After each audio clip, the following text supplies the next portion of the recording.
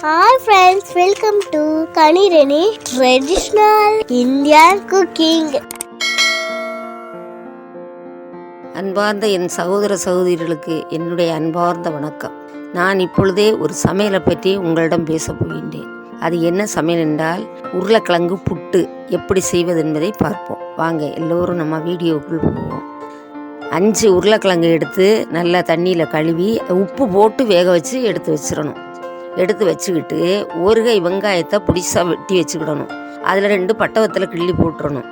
ஒரு கை தேங்காயை துருவி வச்சுக்கிடணும்.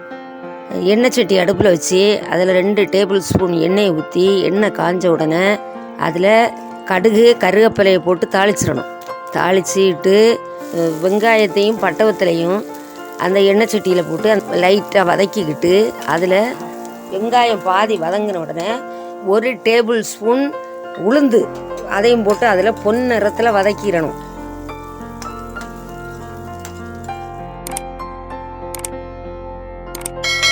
எல்லாத்தையும் பொன்னிறத்தில் வதக்கிக்கிட்டு வேக வச்ச உருளைக்கிழங்க நல்லா மசியல் பண்ணி வச்சுட்டு இதில் போட்டு நல்லா வதக்கிடணும்.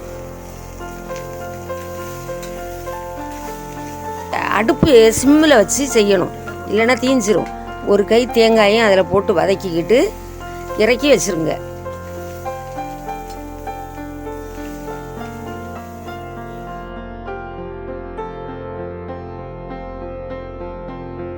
உருளைக்கிழங்கு புட்டு ரெடி.